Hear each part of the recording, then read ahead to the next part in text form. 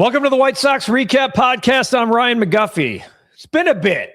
Happy New Year from the White Sox Recap Podcast. Usually this is the time of year where we're gearing up and thinking about, pitchers and catchers, three of our favorite words in Chicago. But because of the Bears' success, it's kind of paused that for now, which quite frankly, as a White Sox fan, that's okay. However, there is some excitement. And we're going to get into it on this edition of the podcast. And Sox Fest is brewing, so that usually equals excitement. Maybe not the last couple of years, but we're going to talk about it. Jonathan Hood, my guy, me and Hoodie are going to go toe-to-toe on how we are going to grade thus far, the White Sox offseason. Because technically it's not over. Maybe this is the team. We'll talk about that. But we're going to give Chris Getz and company a letter grade. An incomplete doesn't count. I'm throwing that out in the intro in case Hoodie wants to try to give it an incomplete. It's not going to work, and it's all brought to you by our friends at Sinus and Snoring MD. Cap, yeah, that guy was a snorer. I've known him a long time. That dude snored his butt off. Not anymore. You know why? Because he called Sinus and Snoring MD.com. He called them, and he actually visited the website. You can call them at 847-886-0875. The cold weather's here. Allergies are up and down. We're getting warm weather mixed with cold weather. That's a disaster for sinuses, and it certainly creates snoring. Breathe and sleep better. Go to sinusandsnoringmd.com. On the back end of this podcast, you heard MLB Network. Maybe you didn't. They did a breakdown of their favorite White Sox lineups of all time. Matt Vasgersian, closet White Sox fan, and Harold Reynolds gave their teams. That got Hoodie and I thinking maybe we should do our own version because I don't think we loved their teams. So we'll get into that too. We'll have some fun. Jonathan Hood joins me on this edition of the White Sox Recap Podcast, and it starts right now.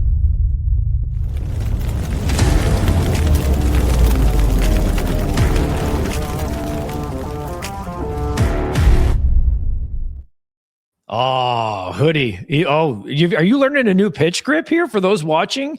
Are you learning a new a cutter, a two-seam? I've been married 25 years. I've mastered the palm ball very well. I've been married 18, and I'm right behind you. It's one of my it's one of my favorite pitches. That's exactly right. Oh, it's always handy if you'll pardon the expression. You don't need a catcher to put the sign down. It's usually already available for you. Absolutely. Good to see you, my friend. How you been? I am great. I cannot wait for White Sox baseball in general. I mean, we've got really chilly and cold temperatures, so you know what that means. Pitchers and catchers report real soon, and I cannot wait for baseball. Green grass, the bright sunshine. Seeing the sights with Camelback Ranch mountains in the background. But I will say the Bears have tempered we don't get the gift that the Bears have given us this year, so it's nice to kind of move the chains where we look and go, oh God, it's already mid-January as we record this. So pitchers and catchers are going to come a lot sooner than we are used to here in Chicago, which is quite nice. Thank you, Bears. Yeah, absolutely. So I think a ramp up like after the Super Bowl championship, right into spring training. I think that's a good ramp up in the month of February. All right. So ESPN, I'm not sure if you saw this, but ESPN put an article out on Wednesday of kind of the winners and losers and teams that still need to make a move in their off seasons. And I don't know the last time I saw this. Now, you and I can probably attest more than most people, and a lot of White Sox fans can back us up. Winning the offseason, no trophy for that, because I remember 2014 when Melky Cabrera and David Robertson and Jeff Samardzija was like, oh, here they come. Look at the White Sox. And that team might have been one of my least favorite White Sox teams of all time by the time it was all said and done. But I think this one is different. The White Sox and the Cubs, probably because of what they did in the last week, and no one really cares about the Cubs if you're watching or listening to this, but both were listed as winners.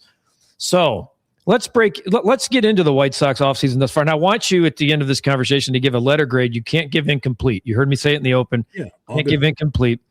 But the White Sox have had some interesting moves, most notably Mooney Murakami, because if you go back 6 weeks and you look at Murakami's projected market, I don't think there was anything less than a 5-year deal I could find from all the projections, whether it was MLB trade rumors, ESPN had him at 5 for 90. There was a 6 for 110 I saw. His market, for whatever reason, A lot of people were worried about the one-dimensional players, the contact and whiff rate in Japan, and how it translates to America. Insert Chicago White Sox and creativity in a multi-year deal, a 2-year deal. I don't really see any risk in this deal whatsoever. 2 years, $34 million. And not just that, you open up a new market possibility for the White Sox, because if you look, you could sit there and we go, oh, yeah, they had Fukudome. Well, the Cubs brought Fukudome over, not the White Sox. He was on the back end. Tadahito Iguchi was the last. Him and Shingo Takachi were the last 2 success stories. Yeah. But let's be honest, that's 20-plus years ago. I love that Shingo was Murakami's manager. I think that's fun. Maybe you can dip in to your alums who have actually had success here. But I think that signing is going to impact how I grade, how I give Chris Getz and company a grade. What was your reaction to that signing? Because I do think it made the White Sox a little bit more interesting heading into 2026. So while I answer that question, I'm going to need you to move that that computer to the White Sox side of things. It's, again, this son of a bitch does this all the time. He wants me to answer questions with Ernie Banks staring right at me. You know what I love about you? I just need, if we're doing a White Sox podcast, again, can I get the White Sox in your background? For God's sake, I got 2 Sox caps behind me in my background, along with my logo. Could you just do a brother a favor, please? Can I get Ozzy in the background? We get 6 minutes into a podcast, and this is what happens. I will say this. What? This is not a New Year's resolution for you. You hold people accountable, and I love that about you. Yes. Well, yeah. Well, I mean, I just want to do a Sox podcast without Ernie Banks. All right. Let's play 2 behind me, if you don't mind. Go. Thank you. Now we're doing a White Sox podcast. Got to remind this guy every time. So here's the thing. You and I are going to go to a lot of White Sox games this year. Yep. Never put the media credentials aside. You want to laugh and have fun, we're going to go to a lot of Sox games. But the reason why we're going, not because we enjoy each other's company and that we're friends, but also we've got 4 guys that we're going to see every single game. And it's at the top of the lineup, right? I told you last year that I'm a big Mydroff Mark. I'm a big fan of his. I think he hasn't even done a ton yet. I just think that he has it to the point where I feel like I'm not getting back on those buses. I'm staying here, right? He's got a swagger that I like, a Southside swagger. So it's Mydroff and Teal. It's Montgomery and Vargas. And now with Murakami. Okay, so you know what the White Sox have been all our lives? They've always brought an attraction in, right? Yeah. A guy that's long in the tooth, some guy that comes from the scrap heap. But here's a guy, if he swing and miss, you know what? I think that he could be able to learn while he's with the White Sox. And if he's hitting a ton of home runs and he strikes it the rest of the time, you know what? If he starts off 6th or 7th, I think he's going to be 7th in the lineup. Do you really think he's going to be that low? Yeah, I think at the beginning, sure, because you still have Robert, you have Benintendi. Now the question is, in that spot, right? You just killed my buzz. He's not going to disrupt me like the last few years. Okay. Because the top of the lineup is the reason why we go through the turnstiles. Yeah. See, Guff, it's the top of the lineup. If this guy is going to be 6th or 7th in the lineup, then you know what? We don't go to the bathroom right away. We don't go get our concessions right away. All right, let's see what this guy's going to do. Might be a home run. Look out, right? So he's an attraction for the White Sox. So when I look at this lineup, Robert and Benintendi are still there, but the top of the lineup, that guy, and then trying to figure out who's going to play right field, that's the question I have for the White Sox. But I feel good about the young players on this roster based on what we saw last year. And not just that, they're still coming. I mean, the crown jewel might be Braden Montgomery. That's my favorite part, is that there's still more in the toy box. And for so long, you look in the White Sox cupboard and it was pretty damn empty. Or those canned goods that you forgot about, and you're like, are these still good enough to donate? Yeah. That's what the White Sox cupboard's been. You look down in AAA, you got 32, 33-year-old veteran outfielders trying to get a chance to get back to the big leagues. It's not the case anymore. I don't think it'll be all that long. And we saw it last year with the way that they brought guys up as soon, they brought in Mydroth and Caro in April. I love that. That was a different. That showed me a lot more than past White Sox front offices, that when you're ready, you're coming. It doesn't matter about time or Super 2 or yes, that stuff matters, but it's not going to impact decisions. And I love that. And Murakami is the biggest. I think he's the most fun question mark in the entire equation, because I don't know if he's going to hit 40 or 14. I don't know. I don't even think it matters, because the White Sox showed me that they can be creative. when quite frankly, I had removed the word creativity kind of a way out of the conversation with them. And by bringing him in, if he finds a way, Hoodie, like let's say he struggles, which most people do when they make that's fine. If he finds a way to hit 25 plus, do you know what type of protection that does to the rest of those young guys? Like everyone knows now that Colson Montgomery can hit 30. We know that. Like that's already been proven. Now that you can possibly protect him with a 25-year-old Japanese left-handed slugger, and I think Kyle Teal's, like to me, I'm hitting him probably 2. Yeah. In an ideal scenario, I'm hitting Kyle Teal number 2. Other than right field right now, which I still think is a big-time question, okay? Like Benintendi and Robert aren't playing there. I would still, to be honest with you, that's why the graphic says ... thus far ... because I still see a scenario where Luis Robert is not playing center field for the Chicago White Sox in an ideal world. And Benintendi could be a hybrid left fielder, hybrid DH, and be a rotational player. And that's what I think he is. But we've talked a lot about Murakami. You look at what Sean Newcomb was arguably the best left-handed reliever on the market.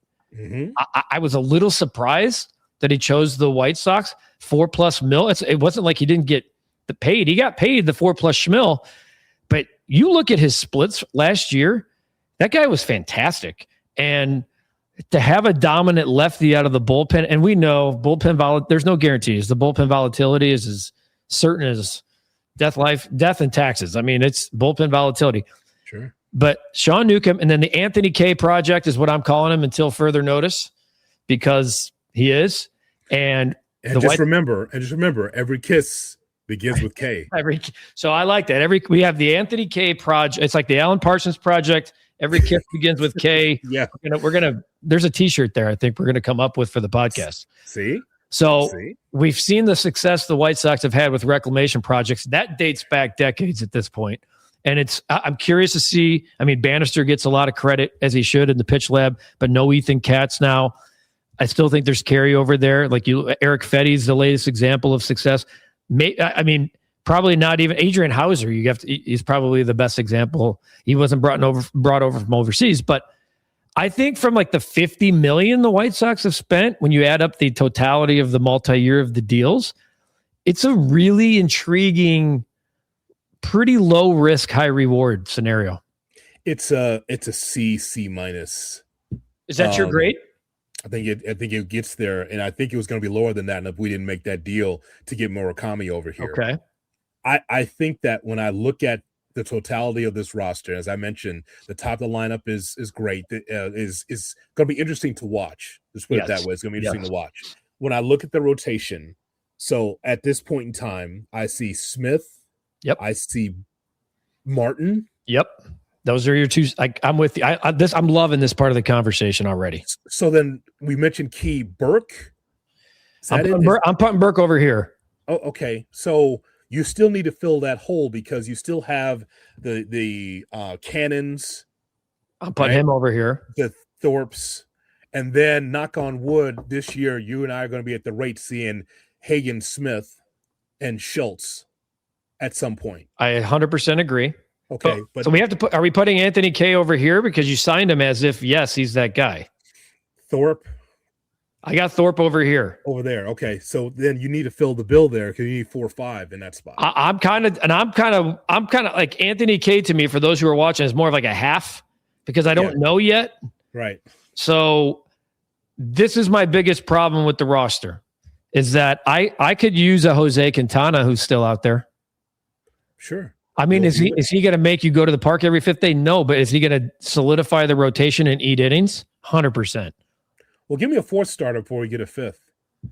Because it might be Jose Quintana. Okay. I think they need another vet. I do. And then let those other guys that we named, the 5, and let's not count. I'm going to eliminate Smith and Schultz because they're still developing and they're not going to be here out of spring training. At some point this season, I hope to see them. They will be here. Because I saw barring injury, barring a setback, they're going to be here. Okay. So that's why it's become C- because you're not finished yet. Like, I believe offensively, you're going to get what you're going to get. We do have to wonder what's going to be in right field, but the majority is finished. I need a right fielder. I know. Okay, well, then that could be, is that Kepler? Can Lenine Sosa play right field? Oh, God, no. Okay, then that's a big hole right there. I know. And that's why, I mean, that's why we're like, you could bring Michael Tauchman back. I know it's not, but I'm just telling you that there are guys, like, that's why Cedric Mullins hurt. I thought Cedric Mullins made a lot of sense for the White Sox. $7 million. It made a lot, but they're looking to, they need a bridge to Braden Montgomery. You can't just, Brooks Baldwin's not you can't be, and I still think, I really believe that they're going to try to move Luis Robert. So that's going to take away from your defense, as we know. So now you're going to have a problem with the middle, but we won't talk about what's not happened yet. So I'm with you. Void in right field. My biggest concern heading into last year was, how are these guys going to pitch if they've never pitched 100 career innings? I kind of have some of the similar questions. I guess if I were naming a most likely to step in that fourth spot, it would be Sean Burke by default. He's got control problems. I think Cannon, if you told me Jonathan Cannon ended up being a seventh inning guy, I would say, yeah, I could see that. I think he's got really good stuff for like 2 pitches, which tells me he could probably get a couple miles an hour on that velo by pitching late out of the bullpen. It'd be kind of nasty. So I don't know if he's there's more questions than answers, which equals CC minus to you. And I think, and this is the one that really chaps my ass. Not having a ninth inning guy really just, I don't like it. I don't like it. Not when you had Kenley Jansen for 1 for 11 go to Detroit. Not when you had Kyle Finnegan go 2 for 22 to Detroit. Those were the type of guys.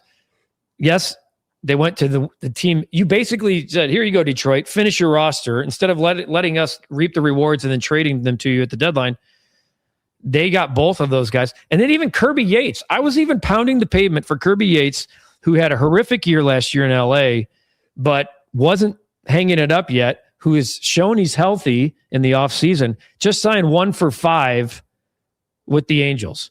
And that's this, like, I'm like, I know he's like 36, but 37. But those 1 year prove it guys, we talked about that. The White Sox are the perfect reclamation, and you can give Kirby Yates what he wants, which is an ability to save games. I look at the back of his baseball card. It says career saves 99. Oh, okay. And right now I'm looking at Jordan Leisure, 7. Well, how about this? If you could guarantee me that you could be a +9, +11 on the win total from last year, they probably would have gotten a closer. But I don't know if they see themselves out of the 60s in the win total this year. Maybe that's one of the reasons why. Because when you're a bad ball club over 100 losses, that guy is sitting there like the Maytag repairman. He never gets a chance to close games. He'll get in, but he'll never be in his role. That's maybe one of the reasons why they didn't look into it this year. But I see, this is where I'll push back on that. I'll push back on it in this way. The Chicago White Sox last year had 24 blown. First of all, they only had 49 save opportunities. That's your point. Yeah. But they had 24 blown saves. Okay, 24 blown saves. And here's the stat. You want to talk about, will it improve 8 to 9 wins?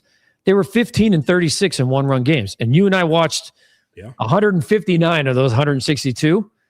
How many they didn't give away as many as they did the year before when they broke the record for most, but they sure as hell gave away a lot of games in the 9th inning. And I'm not even saying Kirby Yates is some kind of, he's going to, but when you have a young bullpen and you're trying to solidify roles and trying to help your manager by saying the 9th inning is Jonathan Hood's, work backwards from there. I think that's what a young team needs. And so there's no wrong. There's a lot of playoff teams right now that are sitting here having the same conversation and are going to go into the season, a la the North Side, without an established closer and figure it out. So I just thought this team, for a small amount of money, and it's $5 to $10 million, could have plugged and played a guy there. I really do. That's a Jerry question. As you well know, you only have a few funds in your wallet to spend, and this is where it is. See, this is why we drink heavily at the games. You have to understand. The reason why the Miller flows, McGuffey, is because it's like, so I don't have to talk about management. We just focus on the ball club, how the ball club's getting better with the youth, and then don't worry about upstairs. That's fair.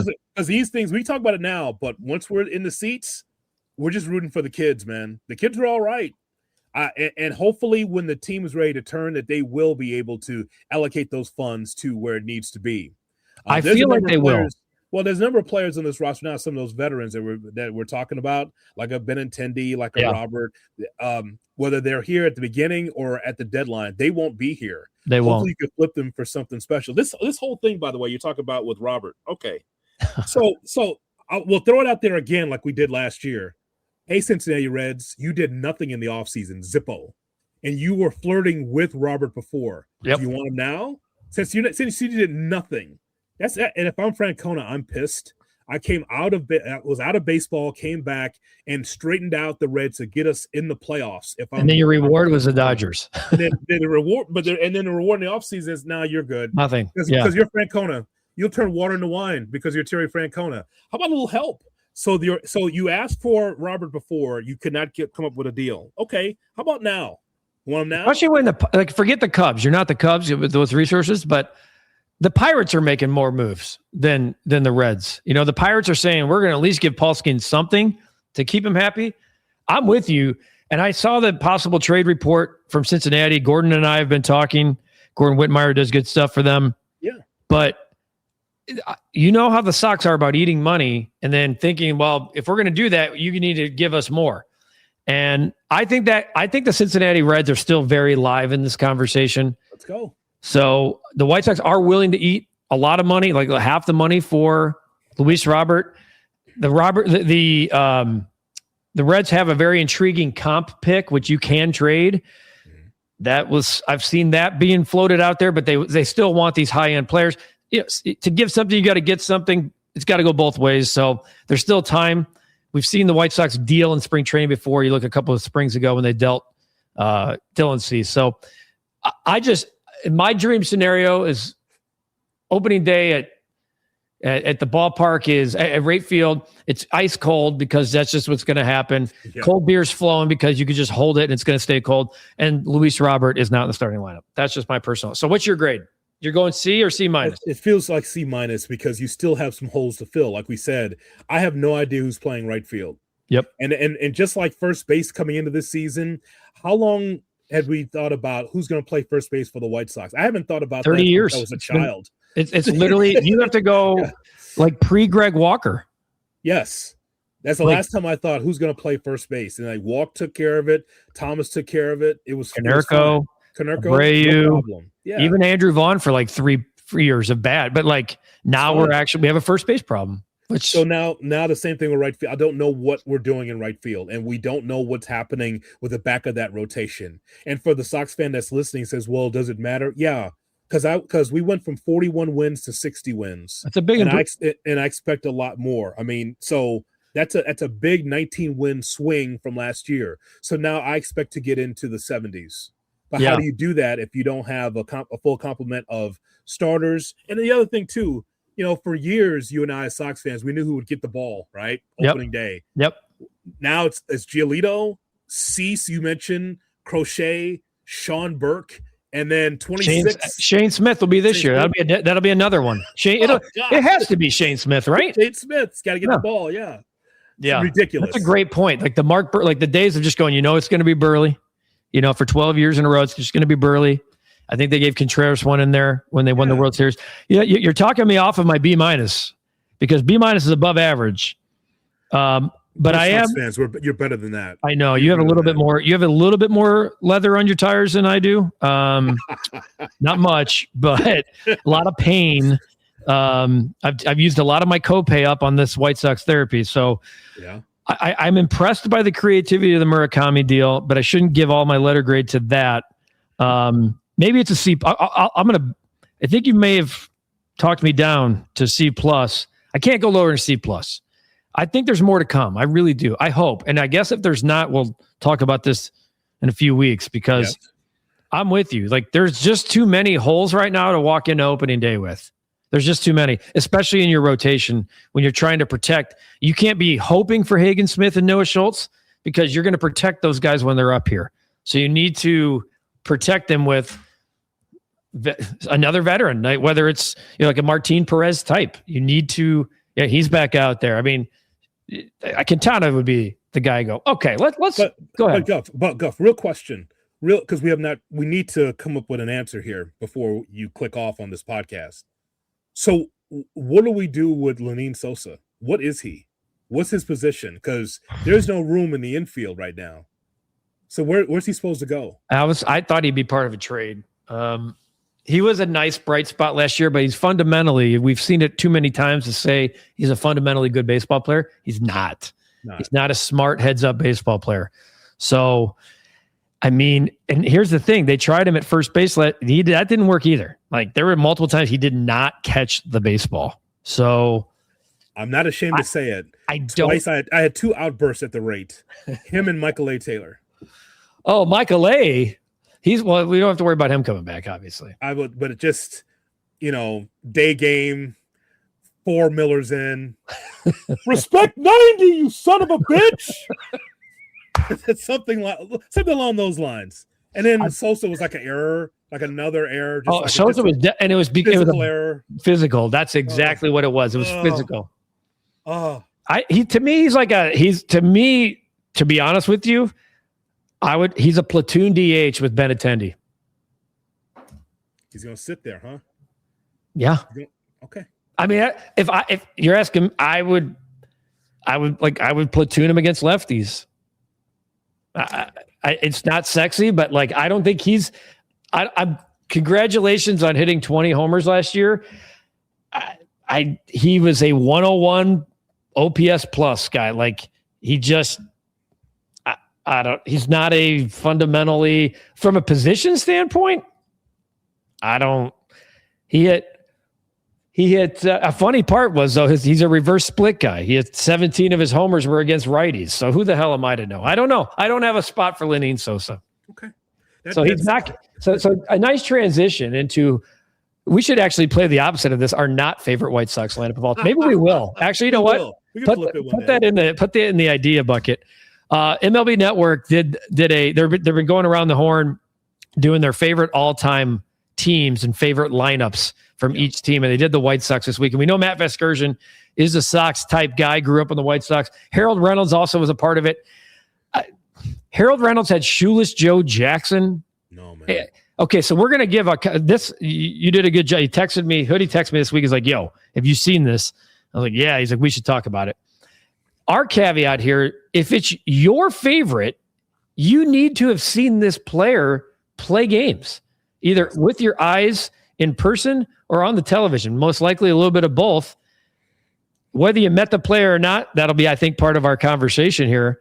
But your favorite lineups of all time. So I go back to, we're not far off. You said what, 81, 82-ish? Yeah, I was like going to the ballpark at 80. I'm 8 years old. I'm starting to do my own lineup with my own man. And so, Harry Carey and Jimmy Pearsall still doing the games, like, here comes the Rusa. He's a lawyer. Look out, Harry. Here he is. He's a lawyer. Yep. So some of that stuff, right? So for me, I just did position.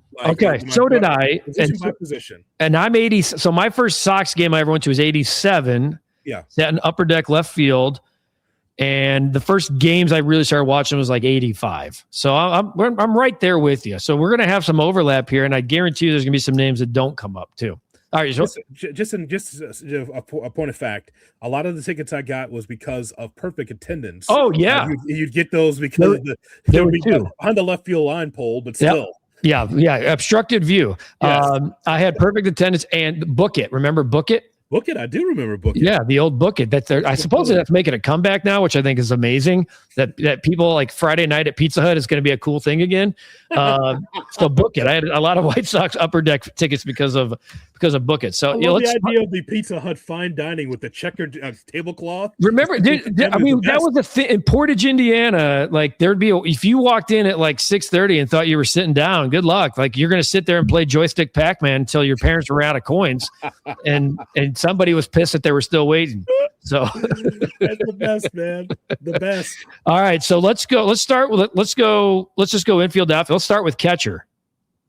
So I was so excited when I found out that the guy that was raising his arms for the Red Sox is actually coming to my team, and that's Carlton Fisk. Fisk's first game with the White Sox was against the Red Sox at Fenway Park. That game is on YouTube if people want to see it.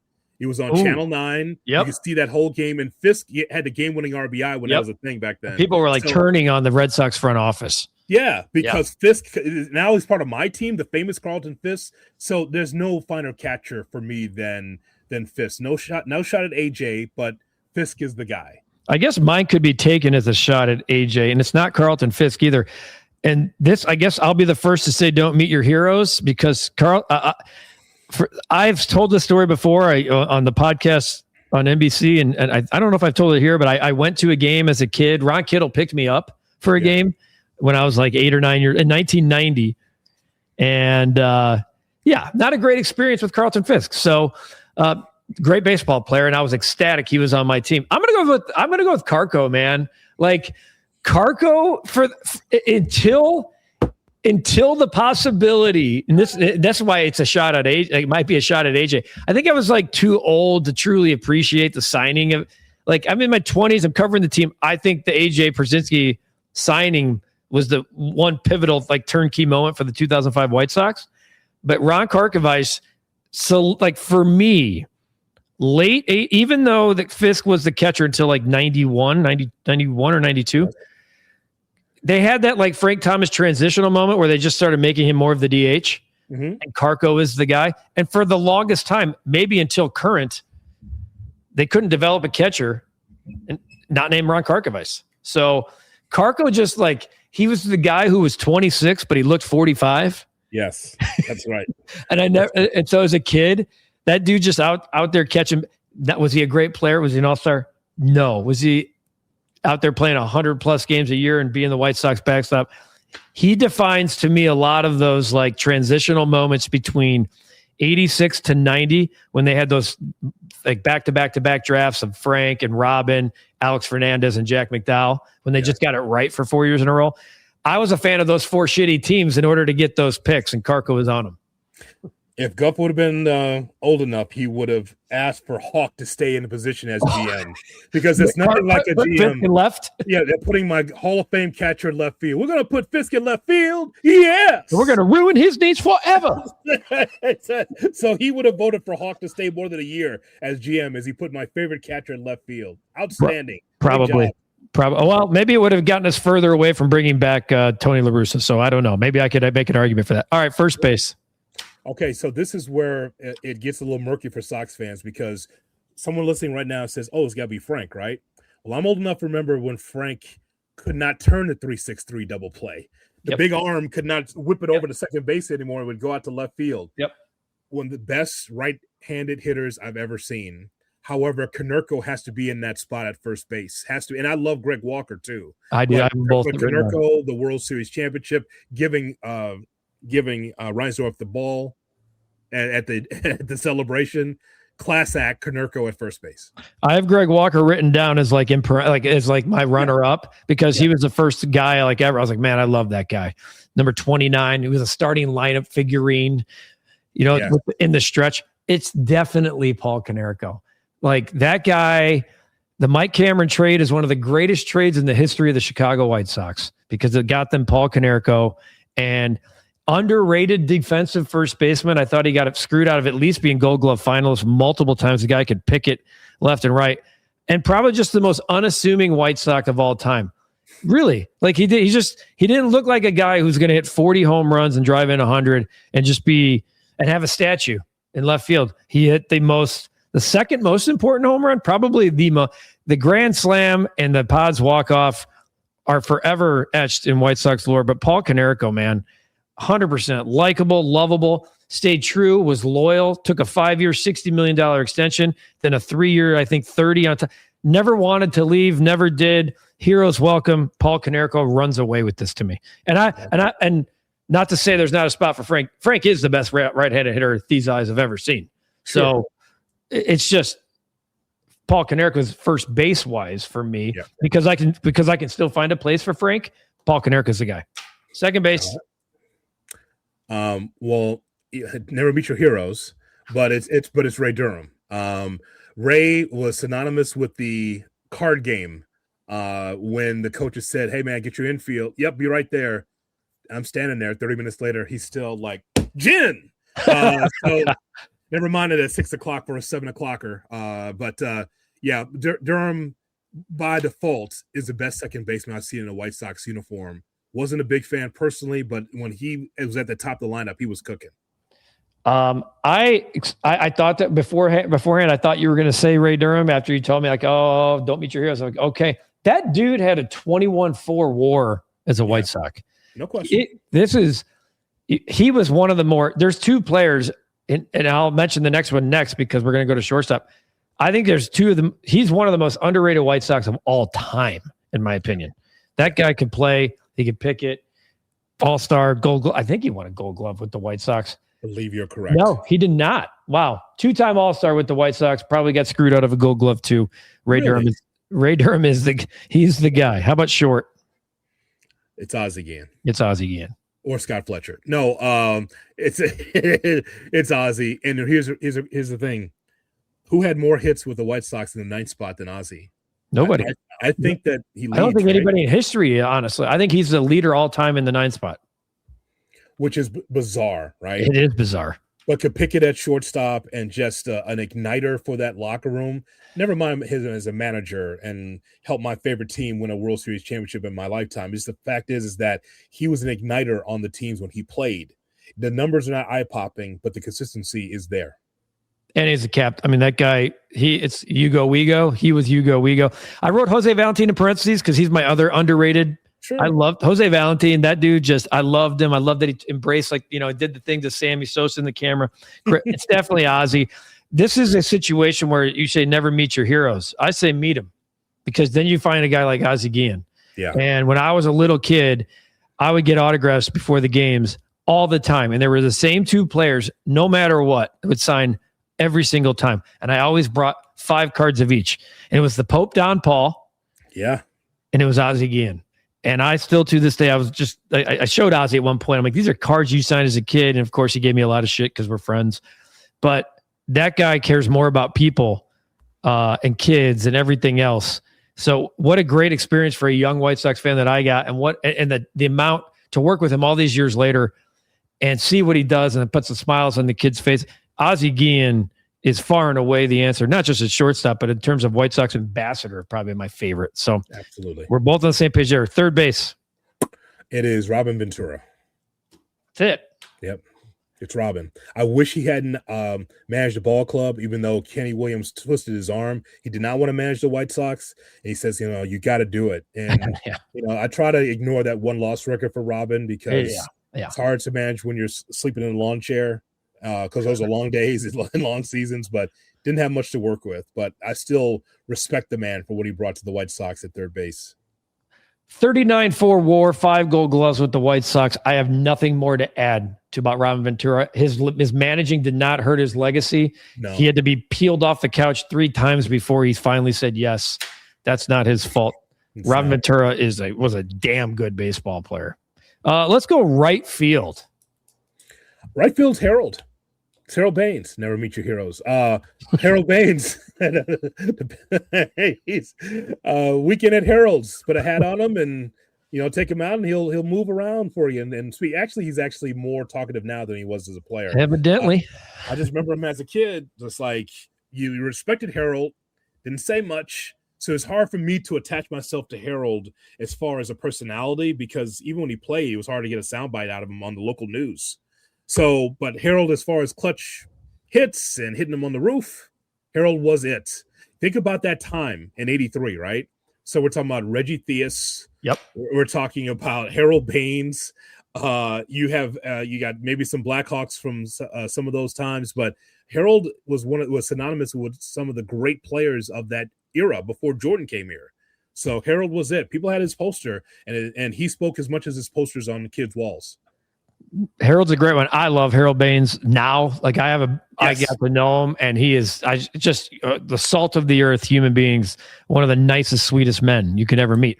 I started liking Harold on the back end. That weird trade where they retired his number and they had the ceremony while he was playing for the Rangers was one of the weirdest things ever. I'm putting Mags I think Magglio Ordonez is probably my favorite right fielder.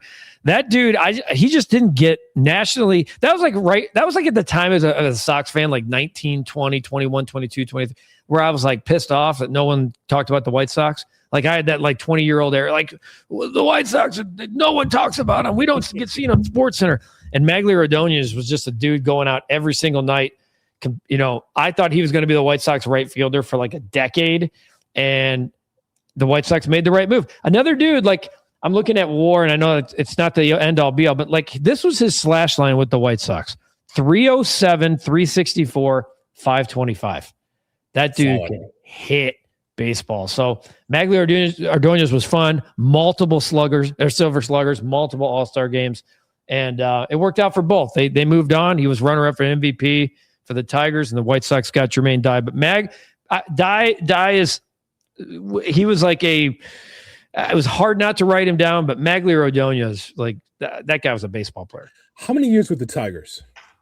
Magglio Ordonez played 7 years with Detroit, 8 years with the White Sox. The Sox should bring him in.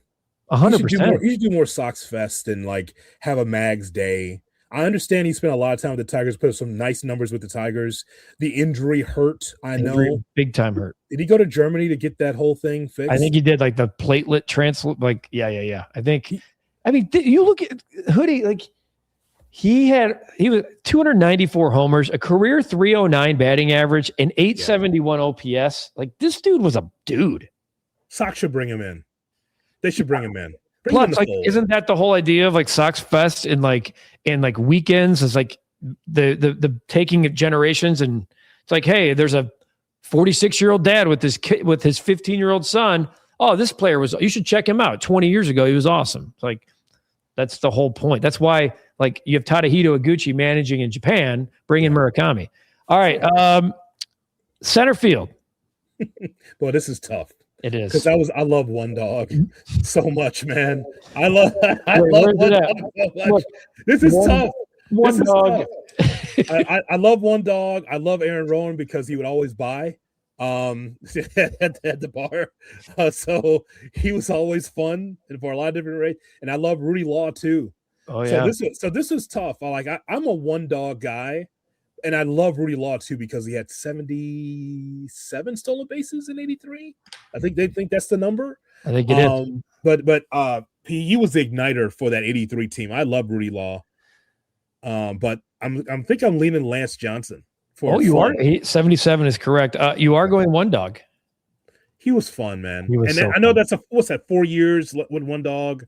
I feel like 91 to 90. Well, he was on those great, fun, like White Sox teams you thought were going to win the World Series. Plus, 8 years with the White Sox. I mean, he played 14, but 8 with I didn't realize he played 8 years. It was a 20-plus WAR player.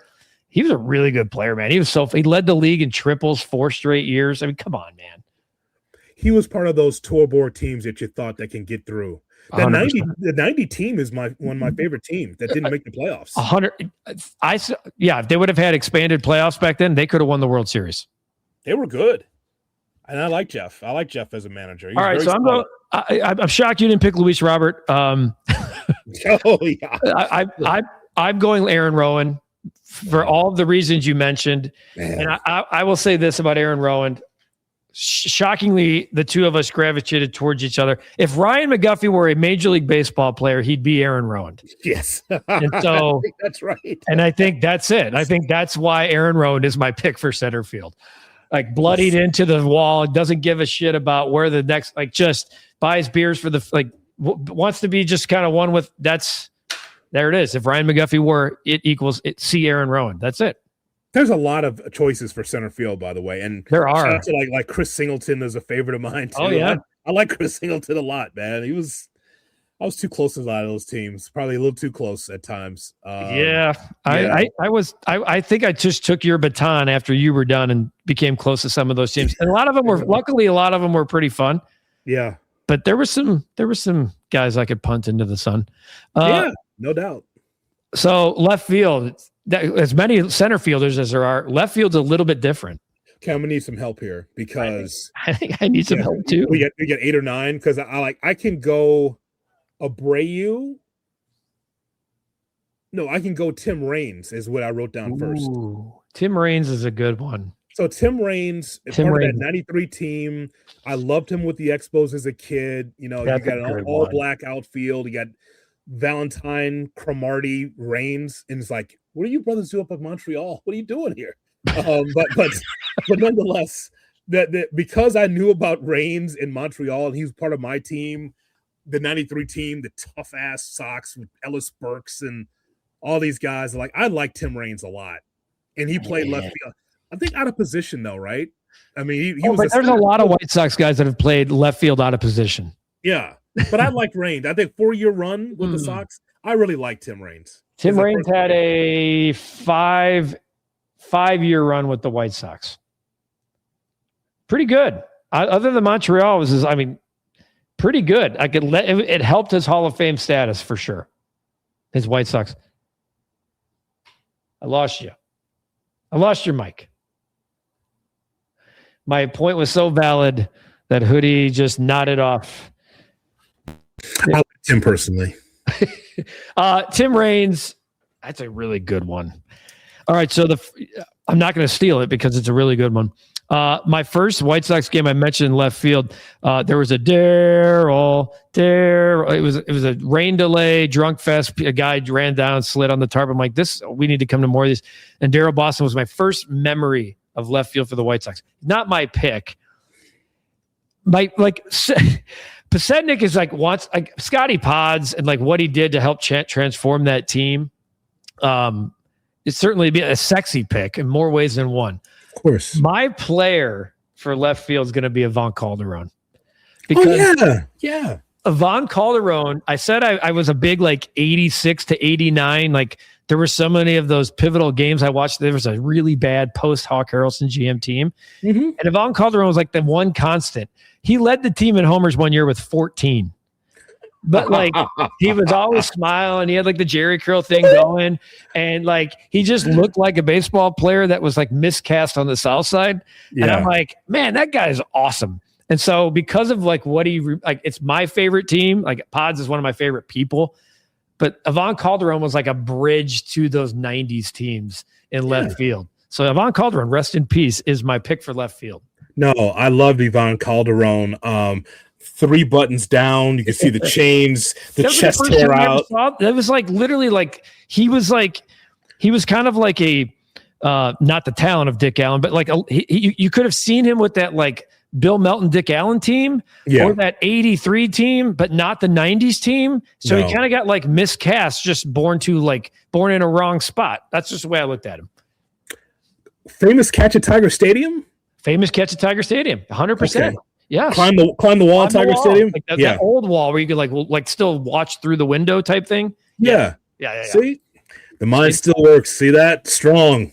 Still got the I love Ivan Calderon. Yeah. Well, I'm glad we both liked each other's answers. DH is the easiest answer of all time, right? It's the greatest hitter of all time in franchise history. That's right. Greg Luzinski. No, it's the Bull. Yes. You were going Kittle. I went with Kittle because he gave me no, I'm kidding. I didn't. I mean, don't let Kittle watch this. No, he'll get on our ass, man. I gave you a damn ride to the game. No, it's Frank, man. And again, this is why Konerko's at first. Because if we put Frank at first, then we can't put Konerko anywhere. That doesn't work. So Konerko wasn't a DH; he was the first baseman. So that's why. And again, we have so many favorites that did so many great things for the White Sox from our timeline of watching the White Sox. But there's only very few slots, as we know. So I think we nailed them. I can certainly attest to this. I think our list was more educated and defined than Vasgersian and Harold Reynolds. No disrespect to them, but it's a little disrespect to their list. Shoeless Joe, come on.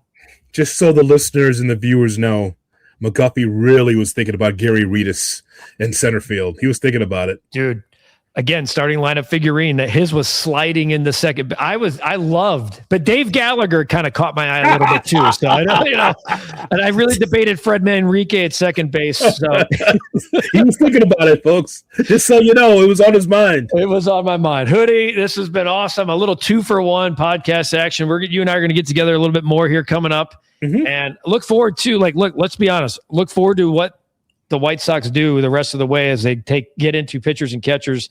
It should be interesting. We both believe and know that there's more to add. So whether the White Sox have more room in the belt to allow that to happen, TBD. But that puts a bow on this edition of the White Sox Recap Podcast. For Jonathan Hood, I'm Guff. Make sure if you don't already subscribe, what are you doing? Subscribe. Hit the notification bell, and every time a new episode drops, boom, you get the notification. And for those of you listening to audio form only, you're not seeing Jonathan Hood put on his Milwaukee Brewers, his fan of the National League, his team of the National League, his fan. This is not the county stadium, Milwaukee Brewers. This is the former American Family Field, or whatever the hell it's called now. For Hoodie, I'm Guff. Thanks for watching this edition and listening to this edition of the White Sox Recap Podcast. So long, everybody.